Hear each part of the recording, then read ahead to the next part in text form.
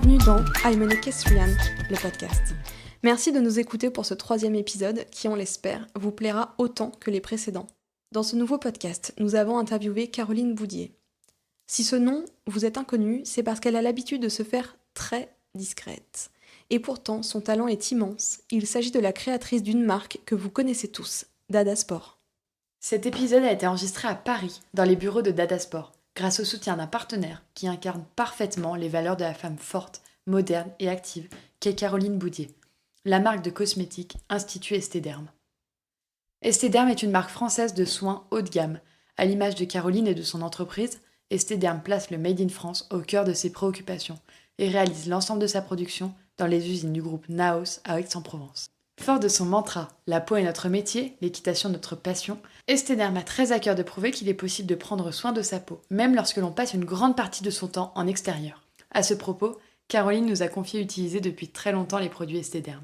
De plus, Esthederm s'engage à accompagner les cavaliers de tout niveau, avec tout d'abord 4 ambassadrices reconnues, Pénélope Le Prévost, sa fille Eden, mais aussi Margot Rocuet et Marie Sapin. La marque est aussi partenaire de la FFE, à travers le circuit Amateur Gold Tour, dont elle est le sponsor titre depuis 3 ans. Nous avons eu la chance de les tester à notre tour ces dernières semaines et nous vous ferons très rapidement un retour sur nos réseaux sociaux. C'est parti, bienvenue dans I am an Equestrian, le podcast. Bonjour Caroline, on est très très contente de venir te rencontrer dans les bureaux. Alors déjà de te rencontrer tout court vu que c'est la première fois qu'on te rencontre vraiment. Et première fois qu'on vient dans les bureaux, qui sont vraiment très beaux, donc on mettra quelques photos, je pense. Alors moi j'ai regardé un peu, du coup comme je te connaissais pas internet, mais est-ce que toi tu pourrais nous faire un petit historique de ton parcours académique jusqu'à la création de Dada? Oui, bien sûr. Déjà, bonjour aussi. Ravie de vous accueillir dans nos bureaux. Alors, pour mon parcours, il est assez classique. J'ai été à l'école à Paris, lycée, collège. Et après, j'ai fait 1 an de prépa et que j'ai arrêté pour des raisons personnelles. Et après, j'ai eu un cursus universitaire à la Sorbonne, marketing, gestion, assez classique. Je suis partie après, en fin d'études, j'ai eu la chance de travailler chez Clarins à New York pendant un peu plus d'1 an. Et après, je suis rentrée parce que je me suis rendu compte que c'était une super expérience, mais qu'il me manquait quelque chose. Et donc, je suis rentrée en France, je me suis remise à monter à cheval, et voilà. Ok, et ben j'enchaîne. Alors du coup, je te dis, j'ai regardé un peu, donc moi je suis une bonne stalkeuse quand même. Je suis allée sur LinkedIn et j'ai vu sur LinkedIn que tu étais Artistic Director de Dada Sport. En fait, c'est quoi Artistic Director? En quoi ça consiste ton poste et c'est quoi ta position chez Dada? Alors, déjà, donc, j'imagine que tu as pu constater que j'étais sur LinkedIn depuis très peu de temps. Moi, c'est quelque chose, les titres, etc., avec lesquels je suis pas du tout à l'aise. Je trouve que ça peut vite faire pompeux. Enfin, voilà, je suis pas très à l'aise avec ça, pas très à l'aise avec la mise en avant, etc. Donc, en plus, cette question, ça me met tout de suite bien mal à l'aise. Mais en fait, en gros, donc moi déjà, je suis fondatrice de Dada. On était deux au départ, maintenant, on s'est séparés.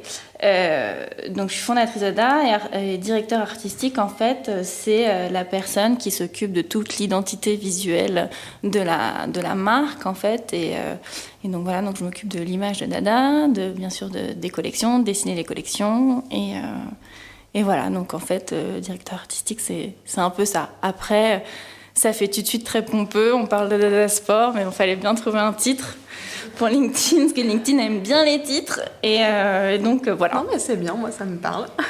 Alors moi, comme un peu vous deux, j'ai écouté beaucoup de podcasts sur le succès entrepreneurial. C'est un sujet que j'aime beaucoup.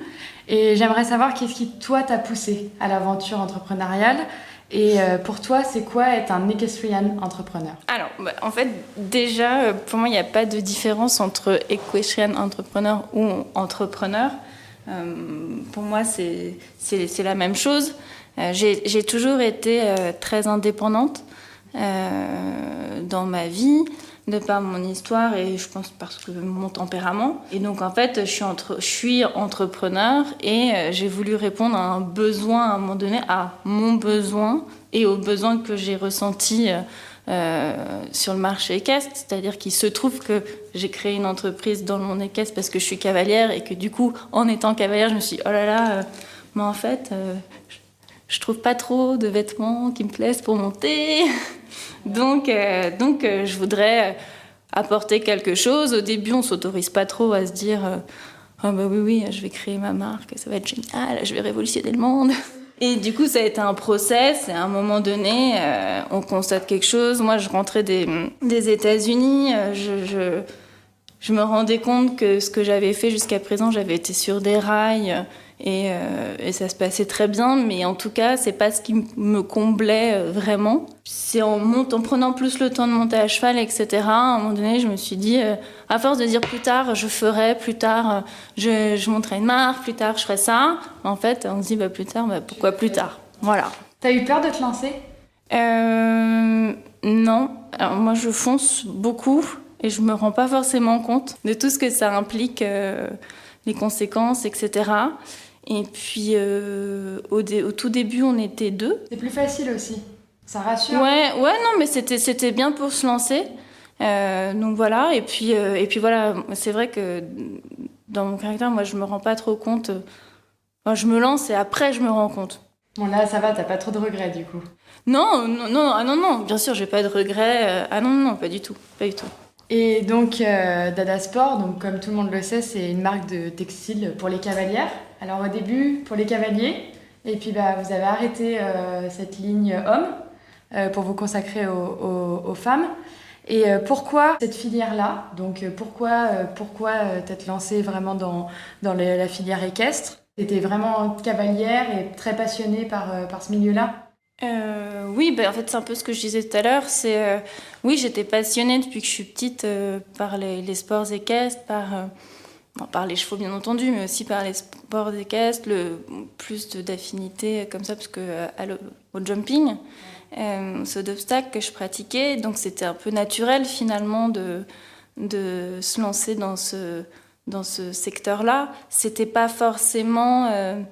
je me suis pas dit... il faut absolument que je monte une entreprise sur le marché équestre. Je me suis pas dit ça. C'est pas du tout comme ça que c'est venu. J'étais quand même dans un process de réflexion à l'époque qui était de me dire ok, qu'est-ce que je veux faire dans ma vie qui m'apporte un équilibre pour être épanouie et heureuse. J'ai souvent pensé que c'était travailler en marketing, avoir des gros postes dans une grosse entreprise. Et en fait, un jour, je me suis dit, mais en fait, c'est peut-être pas ça qui me plairait, et c'est pour ça que je me suis lancée sur le marché équestre, parce que c'est effectivement allier passion et carrière professionnelle, mais c'était pas le but au tout départ. C'est génial, parce qu'en fait, c'était la question que j'allais te poser, et quelque part, tu as un peu répondu, mais je vais quand même te la poser. Pour toi, du coup, lier ta passion à ta vie professionnelle, c'était donc nécessaire, non, de ce que j'ai compris. C'est vraiment un plus. Bien sûr. Ça, pour le coup, on peut pas dire le contraire. C'est un vrai plus parce que en fait, ça apporte un vrai équilibre. Et puis, ça permet de voir les choses différemment, je pense. À la fois, moi je suis très amateur à cheval. Je suis encore plus aujourd'hui qu'avant. Mais ouais, c'est un plus. J'ai cru pendant longtemps que le fait de travailler sur le marché équestre, ça pourrait me permettre de continuer de monter à cheval. Ce qui n'est pas vraiment le cas. Mais ouais, c'est un plus. Enfin, je veux dire, quand on part sur les événements, on est au milieu... d'un univers qui, moi, m'a souvent fait rêver quand j'étais plus jeune, qui m'a aussi... les chevaux, être proche des chevaux, ça m'a beaucoup aidé dans ma vie aussi. Donc oui, c'est un plus, c'est sûr, c'est indéniable. J'allais te demander si tu avais encore le temps de monter à cheval. Donc visiblement, pas tant que ça. Pas assez, en tout cas. Voilà, pas assez en tout cas. Et du coup, tu le vis comment ? Tu le vis comment ? Est-ce qu'il y a une part de frustration, ou est-ce que quelque part, non, t'es tellement comblé à côté que ça te manque pas plus que ça ? Alors, si ça manque, c'est dur. Ça, il n'y a pas de... Il n'y a pas de question à se poser là-dessus. En fait, c'est ces sources de frustration, oui, ces sources de culpabilité et immense vis-à-vis de mon cheval. Voilà. Mon pauvre petit Spirou, je me dis que je lui manque, alors qu'en fait, je sais pertinemment que pas du tout, que lui, il s'en fiche, qu'il est très bien là où il est, etc. Mais c'est vrai que moi, ça me manque pas mal de constater en plus qu'on régresse. Ouais, c'est dur. Mais bon, après, il y a des étapes dans la vie, c'est normal. Enfin, je pense qu'on peut pas toujours tout mener de front. Il y a des priorités. Moi, aujourd'hui, ma priorité, c'est clairement Dada. Donc voilà, c'est un peu frustrant, c'est un peu dur, mais c'est comme ça, en fait. Donc aujourd'hui, je me pose pas trop la question, j'avance et j'espère surtout qu'un jour, j'aurai plus le temps de remonter et de reprendre. En tout cas, c'est un choix délibéré, donc déjà. Oui, en fait, c'est un choix délibéré. Alors oui et non. C'est juste que ça se fait comme ça. C'est que à un moment donné, moi je me dis, Manu, si tu m'entends, mon coach, je me dis ouais, cette semaine je vais venir tel jour et tel jour. D'accord. Et tu viens aujourd'hui? Ah non, je suis désolée. Et donc j'ai de la chance d'être entourée de personnes qui sont super et qui s'occupent très bien de mon cheval et je peux dormir sur mes deux oreilles. Et voilà, parce que je sais qu'on s'en occupe bien, mais non, en fait, c'est un choix. Oui et non. Voilà. Par obligation, quoi. Là, tu reviens de Wellington il n'y a pas très très longtemps. Bon, moi, j'y suis jamais allée, mais je sais que toi, ça fait 2 ou 3 ans que tu y vas. Et ça fait quoi de débarquer là-bas, sous les palmiers de Wellington, en tant que créatrice de Dada Sport, qui est une marque reconnue? Est-ce que c'est... Qu'est-ce que ça te fait, quoi? Qu'est-ce que ça t'a fait? Alors moi, je me vois pas du tout comme ça. Je me dis pas, je suis la créatrice Dada, donc moi j'arrive à Wellington, déjà, la première fois, j'hallucine. C'est incroyable comme endroit, effectivement, tout est plus grand, plus beau, enfin, plus beau, ça dépend sur quel point. Mais on a quand même des tellement beaux événements en Europe, mais Wellington, c'est incroyable. C'est un endroit qui est effectivement, je pense, en tant qu'Européen, qui fait un peu rêver. Après, par rapport à la question de savoir... moi, comme je vous disais, je suis pas très à l'aise avec la mise en avant. C'est vraiment pas mon truc. C'est très dur. Donc moi, j'arrive, je suis une passionnée d'équitation, de sports équestres, donc j'arrive et je profite du moment. Je suis émue quand je vois les parcours, les chevaux, etc. J'y vais pas forcément en me disant voilà, je suis là, c'est Dada Sport pour plus. Enfin, je me dis pas spontanément que Dada Sport est une marque reconnue. En plus, c'est pas. Enfin, voilà, je suis pas du tout à me dire ça. Donc voilà, la question me fait un peu rigoler parce que je me dis non, je vois pas du tout les choses comme ça. Moi, j'arrive de toute façon, je pars du principe que personne ne me connaît, que je suis là, je suis une petite souris et je regarde et voilà. Ah, si personne ne te connaît, en tout cas, beaucoup de cavaliers connaissent Dada Sport. Hein. Franchement, aujourd'hui, c'est quand même une belle réussite. Oh, merci. Non, mais quand on est né dans le guidon, on se rend pas forcément compte. Ça. Moi, je pense que c'est pour ça aussi. Je m'en rends pas compte et voilà. Moi, je sais pas du tout. Je l'entends et ça fait plaisir, donc merci. Mais voilà, c'est pas mon tempérament de me dire que Dada c'est reconnu et que du coup, voilà, ça change rien en tout cas. Moi, quand j'arrive, je suis Caroline Boudier. Les gens me connaissent pas plus que ça et c'est très bien et voilà. C'est juste un endroit incroyable, quoi. Ouais. Oui, bien sûr. Alors, ça, pour le coup, oui. Si t'avais dû dire ça, alors là, je suis en train d'essayer de visualiser la petite Caroline Boudier cavalière quand elle était enfant avec ses petites bottes et son petit pantalon. Et je me dis, si on lui avait dit à cette petite fille-là qu'elle allait vivre tout ça et avoir ce chemin-là, est-ce qu'elle aurait signé le contrat ? Oh oui. Après, je pense que j'étais loin d'imaginer ça parce que... en fait, moi, je suis passionnée d'équitation depuis longtemps, mais je me suis mise à poney assez jeune, quand j'allais en vacances en Normandie. C'était une passion vraiment d'enfant. Dans ma famille, tout le monde ne monte pas à cheval, donc c'était vraiment... voilà, c'était pendant les vacances, c'était super. J'ai beaucoup monté à cheval jusqu'au collège, et après j'ai arrêté. Et il se trouve que j'ai perdu mes parents quand j'avais 18 ans. Et c'est là où je me suis remise à cheval et où j'ai senti le besoin de me remettre à cheval, parce que je pense que dans ces moments-là, on a besoin de retrouver un équilibre, et les chevaux, c'est un excellent remède, ça permet une résilience incroyable. Et du coup, c'est comme ça que je me suis remise à cheval. Et donc, c'est vrai que quand j'étais petite fille, je n'aurais jamais cru que que je travaillerais dans ce milieu-là aujourd'hui. Après, bien sûr que j'aurais signé sinon. Ouais. Donc, je fais peut-être des discrétions qu'il ne faut pas faire. Je sais pas. Non, je trouve ça super bien. Je suis toujours dans mes lectures et j'ai lu un article sur les Échos d'une entrepreneuse dans la filière équestre aussi. Je donnerai la marque, enfin peu importe en fait, c'est même pas le sujet. Et le titre était une citation, enfin un extrait de ce qu'elle a dit où elle écrit « J'ai lancé ma start-up au service de ma passion, l'équitation. » Et moi je me dis, est-ce que toi t'as l'impression de travailler, d'œuvrer au service de l'équitation, ou est-ce que, un peu à l'inverse, t'as l'impression que c'est les sports équestres et l'équitation qui œuvrent pour Dada? Ça, c'est une question qui est pas facile. Alors, en tout cas, ce qui est sûr, c'est que aujourd'hui, les sports équestres s'appellent sports équestres, et que pour moi, ceux qui servent vraiment les sports équestres, ce sont les cavaliers, les chevaux, les grooms, les coachs, les propriétaires, etc. Eux, c'est vraiment eux qui sont au cœur des sports équestres et tous les métiers annexes. Aujourd'hui, Dada, je suis ravie de pouvoir me dire qu'on fait partie en tout cas de ce qui aide à la performance dans les vêtements, etc.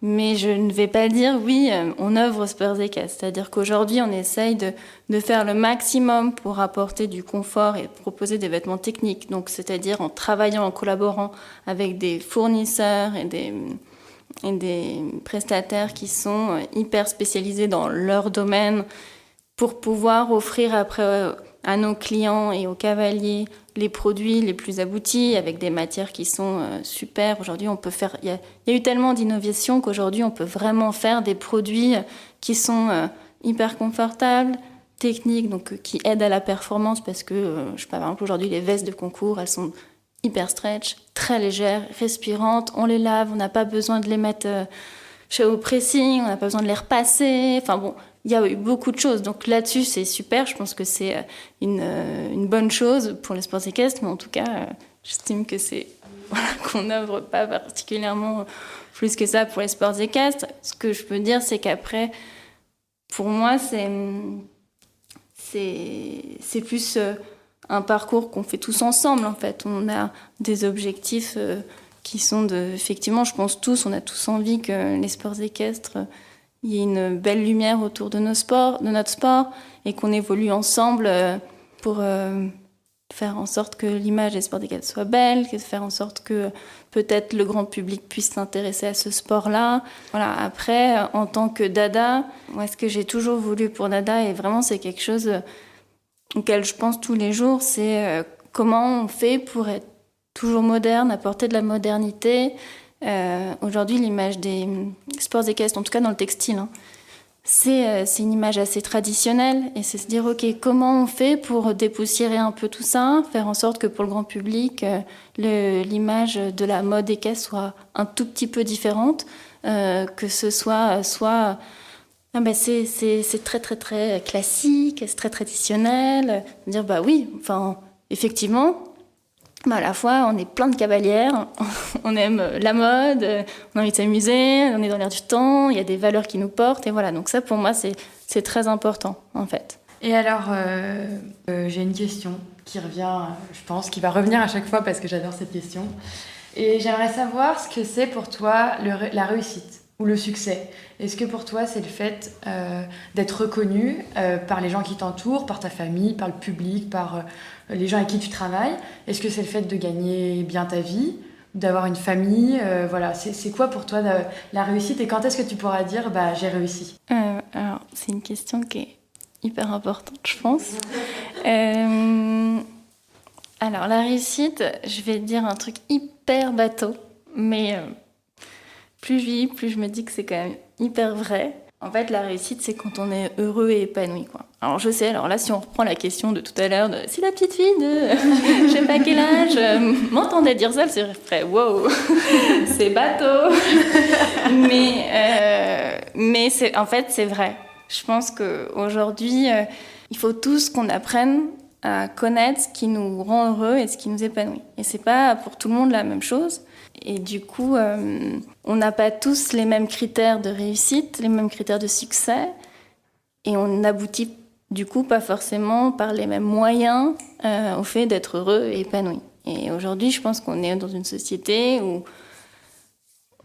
il y a la norme, on est tous un peu formatés, et donc on se dit que le succès, c'est forcément gagner beaucoup d'argent, ou enfin bon, on a tous des critères un peu différents, mais en tout cas, faire, j'en sais rien, une grande école, avoir un poste important dans une entreprise. Et aujourd'hui, je pense qu'il faut tous qu'on apprenne, en fait, et qu'on s'éduque pour se dire, ok, mais en fait, en vrai, qu'est-ce qui fait que je suis heureuse et épanouie? Et ça, effectivement, faire dada, moi, ça me rend hyper heureuse. C'est beaucoup de boulot, c'est beaucoup de pression, c'est énormément de stress. Mais à la fois, ça me permet d'avoir une liberté qui est extraordinaire, de faire ce que j'aime, bien entendu, et de pouvoir avoir un équilibre dans ma vie qui est, pour moi, hyper épanouissant. Donc ça, c'est sûrement un côté de la réussite. Mais après... il y a tous les critères objectifs, professionnels, etc. Voilà, moi, je rêverais d'amener Dada, voilà, de développer Dada à l'international, de voir Dada grandir dans d'autres secteurs, dans d'autres milieux, et surtout toujours en accord avec mes valeurs, quoi, qui sont hyper importantes. Aujourd'hui, c'est vrai qu'à travers Dada et notre communication, j'essaye de parler de nos valeurs. Ouais.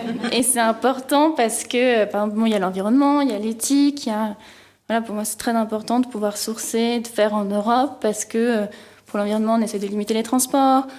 Enfin voilà, il y a plein de choses, et j'espère que dans la réussite, c'est pouvoir amener Dada à être une entreprise qui fonctionne, qui est rentable, qui puisse créer des emplois, mais sans jamais... s'asseoir sur ses valeurs, sans jamais mettre de côté ses valeurs par appât du gain, quoi. Ça, j'espère qu'un jour, je me dirai ouais, j'ai réussi. Mais je sais pas, peut-être pas demain. Mais voilà, donc ça c'est important. Et après, voilà, donc la réussite, c'est assez personnel. Pour moi, aujourd'hui, la route est encore longue, mais en tout cas... Tu es sur la bonne voie. J'espère. J'espère. On verra dans quelques temps. La réussite et le succès, c'est aussi, moi... pouvoir embaucher. Et ça, c'est une incroyable source de satisfaction de se dire qu'on participe à l'activité économique d'un pays, l'attractivité d'un marché. À donner du pouvoir d'achat à quelqu'un. Ouais, et ça, de se dire qu'on participe à ça, à être un peu dans le moteur de l'économie, ça, je trouve que c'est super. Pour tout te dire, je commence en septembre un master spécialisé en entrepreneuriat. Et du coup, je me suis dit qu'on allait se prêter un peu au jeu de l'entretien de l'embauche. Et qu'est-ce qu'il faut pour toi, quelle qualité il faut pour être un bon entrepreneur, et quels défauts tu as pu avoir ou tu as et qui parfois ont pu te freiner? Alors, c'est une question qui est en fait hyper dure. Je la pose aussi en entretien, ouais. Enfin pas sur l'aspect entrepreneur, mais sur les qualités et les défauts. Mais c'est vrai qu'on l'entend beaucoup, elle est souvent posée et c'est pas forcément facile de répondre à cette question. Non, c'est hyper dur. Moi, je la pose pratiquement à chaque fois en plus et je me rends compte que c'est hyper dur. Donc, les qualités et les défauts. Les qualités... Bon, de toute façon, déjà, on a souvent les défauts de ces qualités. Ça me permet de réfléchir en même temps à ma réponse. En qualité, je pense que je suis quelqu'un d'assez déterminée, persévérante. Pour moi, on peut toujours... Il n'y a pas de problème, il y a toujours des solutions. Et on peut toujours avancer. Donc voilà, ce qui est, du coup, peut être un défaut aussi, parce que c'est d'en vouloir toujours plus, quoi. De pas forcément se satisfaire de ce qu'on a, de toujours vouloir plus. Pour les autres aussi, c'est difficile. de pas réussir à profiter du moment présent, de dire que c'est bien, etc.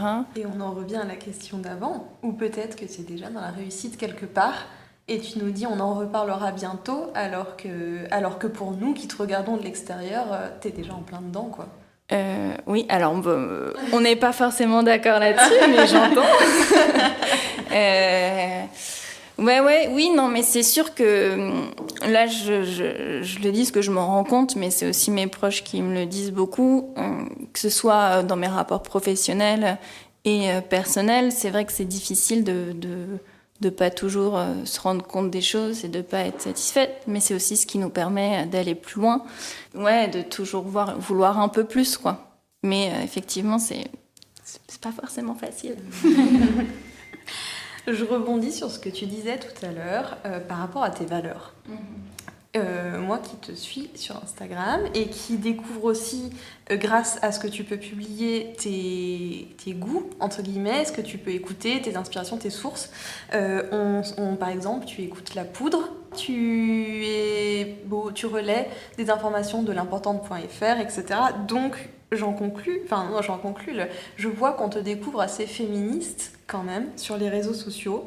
Ma question c'était, est-ce que féminisme et sport équestre c'est difficilement compatible ou est-ce que pas tant que ça? Non, pas tant que ça. En fait, le féminisme c'est compatible avec tout, en fait. Parce que le féminisme, si on comprend bien ce que c'est l'égalité des droits. C'est-à-dire se battre pour l'égalité des droits hommes et femmes. Donc ça peut être... On peut allier féminisme avec tout. Avec les sports équestres, avec la politique, avec plein de choses au final. Parce que c'est juste se dire, mais en fait, c'est une question de droit, d'égalité des droits. Et une femme peut être féministe, mais un homme peut tout à fait être féministe. Donc, c'est ça la question qui est importante aujourd'hui. C'est qu'on est dans une société qui est hyper... compliqué, genré, etc. Et c'est se rendre compte que finalement, on a tous et toutes aussi notre part de responsabilité dans l'évolution des choses. Moi, aujourd'hui, je suis hyper inquiète sur l'évolution de notre monde. On sait que dans ces périodes un peu d'incertitude, de peur, c'est le repli sur soi qui prime. Et moi, c'est quelque chose qui me fait très peur, au-delà du féminisme. Je veux dire, je trouve qu'aujourd'hui, on est souvent opposés les uns aux autres. C'est-à-dire qu'on va opposer la femme à l'homme. Parce que souvent, par exemple, on va considérer que les féministes sont des femmes qui n'aiment pas les hommes, qui ne tolèrent pas les hommes, ce qui n'est pas du tout le cas. On oppose... donc les femmes aux hommes, donc c'est une question de genre. Après, moi je vais pas rentrer dans les détails, parce que c'est vraiment un sujet qui me passionne, et je trouve qu'il y a aussi une vraie question sur la masculinité aujourd'hui qui est très importante aussi à traiter. Et voilà, et ça c'est des choses qui me font peur quand on voit le recul qu'il peut y avoir dans certaines parties du monde. Ça fait très peur, ça fait très peur. Et je trouve qu'aujourd'hui on a tous à notre petit niveau, grâce aux réseaux sociaux. Alors il y a aussi beaucoup d'effets pervers aux réseaux sociaux. Il faut faire très attention. Je veux dire, on voit où on en est aujourd'hui avec certaines élections, etc. Donc les réseaux sociaux ont une telle importance dans nos vies qu'il faut du coup les utiliser aussi chacun pour passer les messages qui sont importants pour nous. Donc moi, j'ai pas la prétention de faire grand-chose, mais en tout cas moi, à mon petit niveau, il y a des choses qui me choquent. Il y a des choses pour lesquelles je veux me battre et du coup, j'essaye de partager ça sur Instagram, effectivement. Quand effectivement, hier, je vois comme information qu'un élu du Texas propose la peine de mort pour les femmes qui ont avorté, je me dis waouh. On n'est pas sur la bonne voie. Ouais. Non, on n'est pas sur la bonne voie et surtout, en fait, ces droits-là, on les a pas depuis longtemps. Et on peut les défaire, ils peuvent être défaits. Je veux dire, c'est pas un acquis. Et ça semble précaire. Voilà. Donc voilà. Donc en fait, pour répondre à ta question, ouais, il y a des valeurs féministes. Je suis contente de pouvoir les partager. Moi personnellement, je suis contente parfois de pouvoir les partager avec Dada. Là, on a fait toute une campagne pour le 8 mars autour de la femme Dada et on a invité notre communauté à réagir sur qu'est-ce qu'est la femme, l'adjectif pour définir les femmes. et la femme en 2019. Et c'est génial. On a eu des réponses, mais par centaines. Et c'est super. Je veux dire, aujourd'hui, on a des femmes, ce qui est ressorti, c'est indépendantes, libres, plein de termes qui sont forts. Et je trouve ça génial. Et qu'en plus, sur Instagram, notre communauté est plutôt jeune. Et je trouve que c'est top. Franchement, je trouve ça génial. Et si, avec en tout cas Dada aujourd'hui, dans notre milieu et à notre petit niveau, on peut œuvrer pour faire en sorte que, en tout cas pour défendre certaines valeurs, j'en suis ravie. Et du coup, notamment sur la campagne qu'on a fait pour le 8 mars, on va sortir un t-shirt avec marqué Femmes libres parce qu'en fait, c'est ce qui est revenu le plus. Et voilà, moi, ça, c'est des choses qui quand je vois ça, je suis tellement contente, quoi. Et qui n'a pas toujours été une évidence en plus. Tu t'attendais pas à toutes ces réponses? Non, pas du tout. Ah, mais pas du tout. Mais en fait, au début, je me suis dit, ça va jamais prendre. Ah ouais, c'est vrai. Bah oui, parce qu'on se rend pas compte que c'est un sujet qui touche en fait beaucoup plus de monde que ce qu'on croit. Et puis, on se dit, c'est pas la place, on n'a pas à faire ça. Mais après, je me dis aujourd'hui qu'à travers ma marque, si je peux faire passer certaines valeurs qui me sont importantes, je trouve que c'est important. Et qu'il ne faut pas se passer que, voilà, on fait des vêtements et c'est tout. On essaye de faire des vêtements avec nos valeurs et avec ce qu'on est, je pense. Et voilà. Okay. Bah, nous, on est totalement en accord avec tout ça. Pour continuer, nous, on s'est posé la question aussi de savoir qu'est-ce qui te poussait tous les matins à te lever, à continuer. Alors bon, on a compris que je crois que tu aimais beaucoup ton métier, ta marque, tes créations. Et en fait, ça s'est pas estompé du tout depuis que tu as commencé. Non, ça évolue. Bon, alors, la première chose, quand je me lève, je me dis, il faut que j'ai mes productions à temps. Ça, c'est vraiment, je me dis, qu'est-ce qui me fait me lever le matin? Ce qui me fait me lever le matin, déjà, je dors pas beaucoup. Alors là, je vais l'appeler parce que je n'ai toujours pas reçu ça. Et voilà. Donc ça, c'est pour un exemple très concret. Bon, je pense que je ne suis pas la seule dans ce cas-là.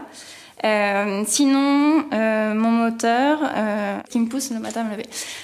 Donc il y a Dada, les problématiques concrètes de Dada, donc la production.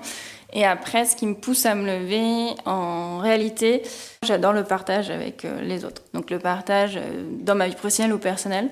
C'est-à-dire que me lever... Voilà, j'ai de la chance d'avoir une équipe super avec qui je travaille, donc partager avec les filles au bureau, partager les idées, ce qu'on va faire. Je collabore beaucoup avec Géraldine et même toutes les filles au bureau, donc ça c'est super. Je veux dire, ça se passe très bien et donc ça c'est chouette de vivre cette aventure à plusieurs.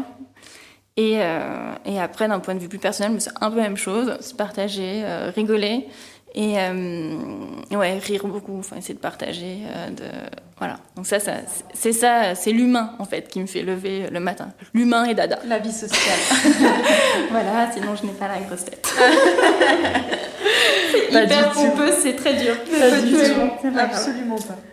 Et est-ce que tu as vécu un échec qui t'a fait grandir, qui t'a poussé à faire toujours mieux? Qui t'a amené où tu en es aujourd'hui, un ou des échecs, si tu as un exemple ou quoi que ce soit.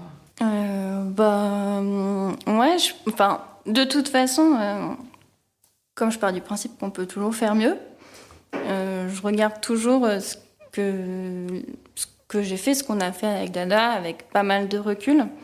Et je regrette rarement des choix. Je me dis oui, en fait, là c'était une erreur. On n'aurait pas dû faire ça comme ça. Là, on s'était pas bien préparé pour telle ou telle chose. Mais au final, c'est ce qui fait qu'on prend de l'expérience. C'est ce qui fait qu'on reproduira pas forcément les mêmes choses, qu'on essaiera de pas faire 2 fois les mêmes erreurs. Et ça fait vraiment partie de l'expérience concrète, quoi. Donc, de la vie de n'importe qui, en fait, entrepreneur ou pas. Après, un exemple d'échec, je suis assez optimiste dans l'idée. Alors, s'il y en a certains qui m'écoutent, ils vont se dire non mais n'importe quoi. Disons que l'adage un peu bateau aussi de ce qui ne tue pas rend plus fort, j'y crois vraiment beaucoup. Et effectivement, du coup, les échecs, j'en ai fait plein, des mauvais choix, j'en ai fait mais plein. et tout le temps, parce que de toute façon, si on savait tout faire dès le départ, ça se saurait, et puis surtout, ça serait pas drôle. Donc, des échecs, il y en a plein.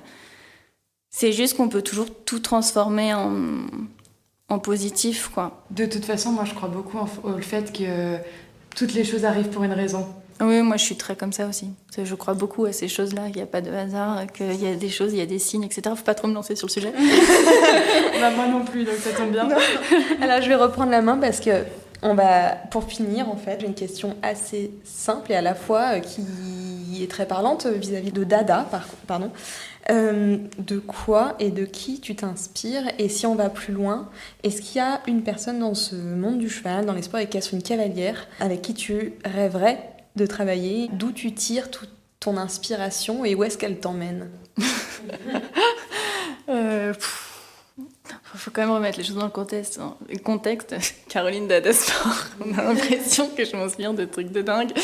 Non, mais je veux dire, vous dessinez, enfin voilà, tu réinventes des collections et il y a forcément une inspiration derrière tout ça. Ouais, moi je pense qu'après c'est plein de choses. En fait, c'est difficile à expliquer, quoi. C'est plein de choses.